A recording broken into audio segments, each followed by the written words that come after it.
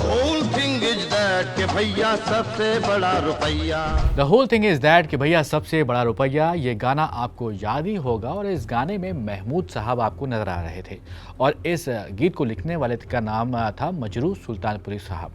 गाना तो ठीक, बल्कि इस फिल्म का नाम भी था सबसे बड़ा रुपया। ये फिल्म थी 1976 की।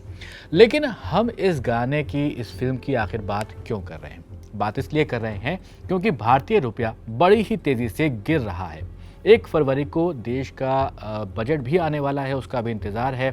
ऐसे में इस स्टोरी में अब आपको बताने जा रहे हैं कि भारतीय रुपये की गिरने की क्या वजह है और भारतीय रुपया गिर रहा है या बढ़ रहा है या कहें चढ़ रहा है तो ये कैसे तय होता है। रुपए के गिरने और चढ़ने से आम जनता पर कैसे असर पड़ता है, आज़ादी के बाद से भारतीय करेंसी में कैसे उतार चढ़ाव देखने को मिला है, ये सब समझने की कोशिश करते हैं इस वीडियो में। मेरा नाम है सैयद सोबान, आप देख रहे हैं स्विच। यूएस डॉलर के मुकाबले भारतीय रुपए ने पहली बार 10 जनवरी 2025 को 86 का मार्क छू लिया और इससे पहले दिसंबर 2024 के आखिरी हफ्ते में रुपया अमेरिकी डॉलर के मुकाबले 85 के स्तर को पार कर गया था। 2024 में इंडियन करेंसी में लगभग 3% की गिरावट देखने को मिली है, जिससे डॉलर के मुकाबले धीरे धीरे लेकिन लगातार करेंसी में गिरावट हो रही है। अब सवाल ये है कि गिरावट आखिर क्यों और इस गिरावट से क्या नुकसान और फायदे होने वाले हैं और भारतीय रुपए की वैल्यू कैसे तय की जाती है, इसको भी समझेंगे। लेकिन उससे पहले यहाँ पर आपको बता देते हैं कि रुपए में गिरावट का मतलब आखिर होता क्या है। इसको बिल्कुल आसान भाषा में समझते हैं तो रुपए में गिरावट का सीधा मतलब ये है कि बाहर यानी विदेशों से चीज़ों को इंपोर्ट करना महंगा होने लगेगा। इसको एक एग्जांपल से समझिए कि यूएस डॉलर के मुकाबले भारतीय रुपए की कीमत 50 रुपये अगर थी, तब अमेरिका में रहने वाले जो लोग थे उनको $1 में जो सामान मिल रहा था वो आज उसके लिए 85 से 86 रुपये के बीच में खर्च कर रहे हैं। ये आज के रेट के हिसाब से हम आपको एग्जांपल बता रहे हैं। अब सवाल यहाँ पर यह आता है कि इस गिरावट से क्या हो सकता है। देखिए, हर एक सिक्के के 2 पहलू होते हैं। वैसे ही किसी को इसका फ़ायदा होगा तो किसी को इससे नुकसान भी होने वाला है। पहले नुकसान पर नज़र डाल लेते हैं। तो पेट्रोल और सोने के दाम बढ़ेंगे, बाजार में महंगाई बढ़ेगी, विदेश में पढ़ाई महंगी हो सकती है, देश में विदेशी निवेश घटेगा। कुल मिलाकर यहाँ पर देखा जाए तो महंगाई बढ़ने वाली है। इसके अलावा अब किसको इससे फ़ायदा होने वाला है? तो जो बिजनेसमैन हैं उनको एक्सपोर्ट से ज़्यादा फ़ायदा मिलेगा। इसको ऐसे समझिए कि भारत में जो कुछ प्रोडक्ट्स या फिर सर्विसेज बनेंगी उसको एक्सपोर्ट जब किया जाएगा तो बिजनेसमैन को ज़्यादा भारतीय रुपए मिलेंगे।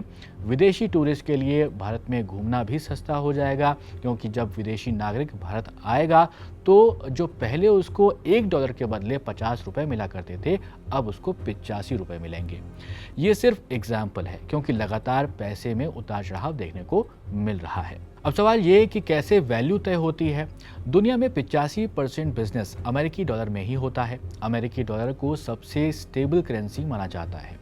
दुनिया के केंद्रीय बैंकों में लगभग 64% विदेशी करेंसी के तौर पर अमेरिकी डॉलर यानी कि यूएस डॉलर ही है। वही दुनिया में लगभग 39% कर्ज अमेरिकी डॉलर में ही दिया जाता है। आपको याद होगा कि ब्रिक्स नेशन ने यह तय किया था कि आपस में बिजनेस के लिए अलग से एक करेंसी बनाई जाए, जिससे ब्रिक्स नेशंस जो हैं वो आपस में लेन देन कर पाएँ, बिजनेस कर पाएँ, उनकी डिपेंडेंसी जो है वो अमेरिकी डॉलर पर कम हो जाए। इस बात को सुनते ही डोनाल्ड ट्रंप को ये बात पसंद नहीं आई थी और उन्होंने ब्रिक्स नेशंस पर 100% टैक्स या फिर टैरिफ लगाने की बात भी कही थी, धमकी दी थी। अभी किसी भी करेंसी की वैल्यू कैसे डिसाइड होती है ये समझते हैं। तो डॉलर के मुकाबले किसी भी करेंसी की वैल्यू कम होती है तो उसे करेंसी का गिरना या फिर कमज़ोर होना कहा जाता है। इंग्लिश में इसके लिए एक टर्म यूज़ किया जाता है, इस्तेमाल किया जाता है, जिसे कहते हैं करेंसी डिप्रिसिएशन। हर एक देश के पास फॉरेन करेंसी रिजर्व होता है, जिससे वो इंटरनेशनल ट्रांजैक्शन करता है। फॉरेन रिजर्व के घटने और बढ़ने का असर करेंसी की कीमत पर दिखाई देता है। अब इसको भारत के हिसाब से समझने की कोशिश करते हैं। अगर भारत के फॉरेन रिजर्व में डॉलर अमेरिका के रुपयों के भंडार के बराबर होगा तो रुपए की कीमत स्टेबल रहेगी। भारत के पास डॉलर घटेंगे तो रुपया कमज़ोर होने लगेगा। यहीं भारत के खाते में डॉलर बढ़ेगा तो रुपया मजबूत होने लगेगा। इसके लिए अंग्रेजी में एक टर्म इस्तेमाल होता है जिसे कहते हैं फ्लोटिंग रेट सिस्टम। आपको यहाँ पर यह बता दें कि भारत ने फ्लोटिंग रेट सिस्टम को मार्च 1993 में अडॉप्ट किया था। तो अब सवाल यह आता है कि इससे पहले क्या था। फ्लोटिंग रेट सिस्टम से पहले रुपए की कीमत को पेग्ड एक्सचेंज रेट के जरिए तय किया जाता था। पेग्ड एक्सचेंज रेट में किसी देश की सरकार अपनी करेंसी की वैल्यू तय करती थी।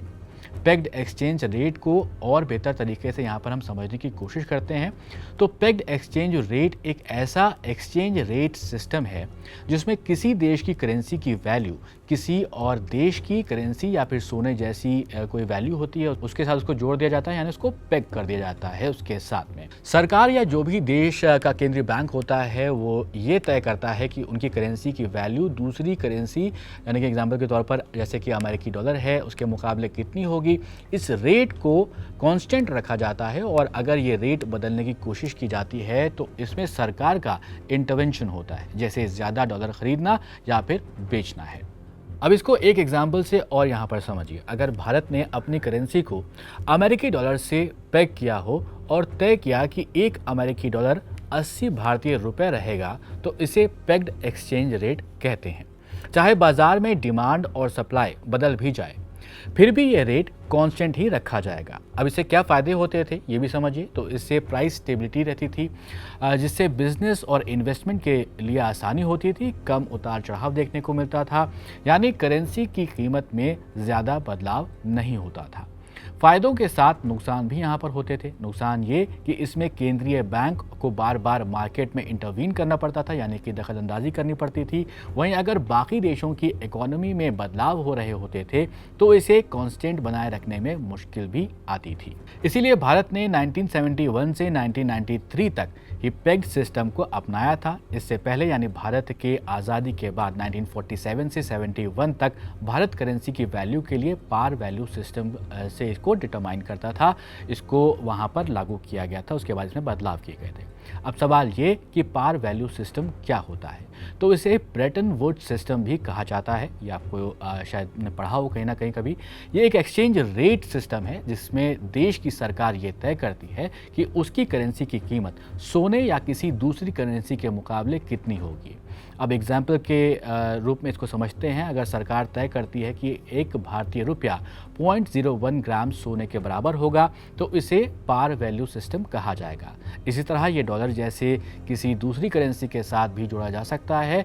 इस सिस्टम से क्या फ़ायदा होता था, इससे फिक्स्ड एक्सचेंज रेट रहेगा जिससे कि करेंसी की जो प्राइस है वो स्टेबल रहती थी। सरकार या फिर केंद्रीय बैंक का करेंसी की एक्सचेंज रेट को बनाए रखने के लिए इंटरवेंशन यहाँ पर रहता था, सरकार को ही दखलंदाजी करनी पड़ती थी। बिजनेस और इन्वेस्टमेंट के लिए स्टेबिलिटी मिलती थी इसमें और अपनी करेंसी पर अच्छी पकड़ यहाँ पर एक देश की रहती थी। इसके अलावा नुकसान भी काफ़ी थे, वो इसलिए कि गोल्ड अगर लिमिटेड अवेलेबल है तो इससे इकोनॉमिक ग्रोथ नहीं हो पाती थी और बाहर के देशों में जो इकोनॉमिक चेंजेस आते थे उसकी वजह से देश की जो इकोनॉमी थी उसका भी असर यहाँ पर पड़ता था। तो ये तो हमने यहाँ पर समझ लिया कि किस तरह से पुराने ज़माने में एक्सचेंज रेट तय होता था।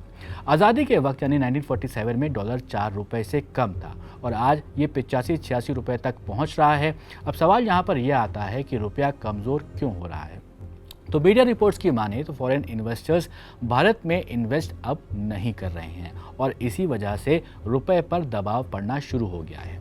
फॉरेन इन्वेस्टर्स ने कई एडवांस मार्केट का रुख कर लिया है और वहाँ पर वो इन्वेस्ट कर रहे हैं और वो भारत से अपना पैसा निकाल रहे हैं। कई मीडिया रिपोर्ट्स में इस बात का भी दावा मिल रहा है कि रुपए में गिरावट डॉलर में मजबूती और क्रूड ऑयल की बढ़ती कीमतों के चलते भी देखने को मिल रहा है। फॉरेन करेंसी ट्रेडर्स ने भारतीय रुपया में आई गिरावट की वजह से अमेरिकी डॉलर की जो मजबूत डिमांड है और जो जियोपॉलिटिकल अनसर्टेनिटीज़ हैं उसकी वजह से क्रूड ऑयल के दामों में बढ़ोतरी को बताया है। और यहाँ पर आप देख रहे हैं जिस तरीके से पैसा लगातार गिर रहा है, रुपया लगातार गिर रहा है, उससे बहुत ज़्यादा परेशानी भी आ रही है भारत सरकार को या फिर भारत में जो भी इन्वेस्टर्स आ रहे थे, इसीलिए वो अपना पैसा वहाँ पर निकालते हुए दिख रहे हैं। अब ऐसा हुआ क्यों, ये भी समझिए। तो हाल ही में अमेरिका के केंद्रीय बैंक फेडरल रिजर्व की तरफ से साल 2025 में 2 बार ब्याज दरों में कटौती देखने को मिली है। इसके बाद डॉलर इंडेक्स को मजबूती मिली है। अब भारत में रुपया जो है वो कमज़ोर होने से इसका सीधा असर देखने को मिल रहा है। भारत की आम जनता पर जो है इसका असर भी देखने को मिलेगा आने वाले वक्त में, ऐसा दिख रहा है, एक्सपर्ट्स बता रहे हैं।